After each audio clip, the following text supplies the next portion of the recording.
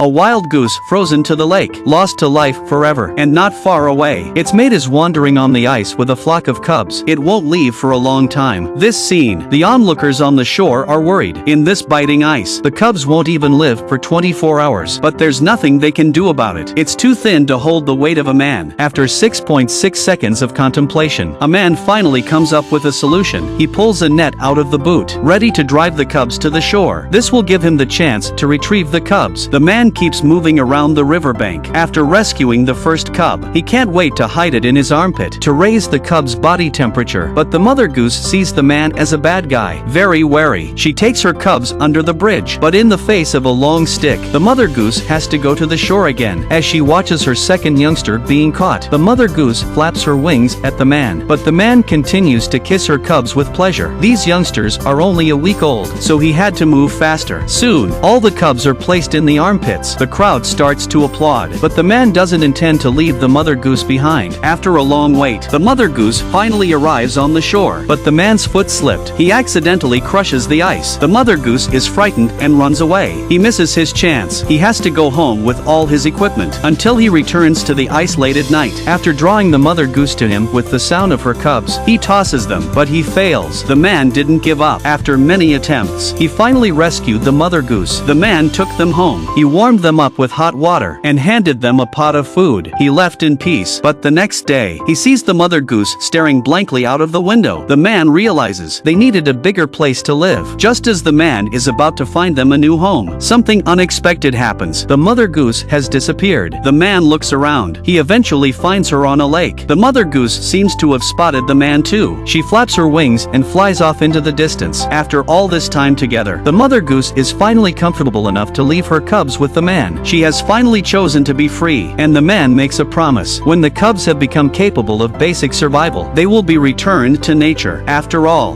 the wide world is where they really belong.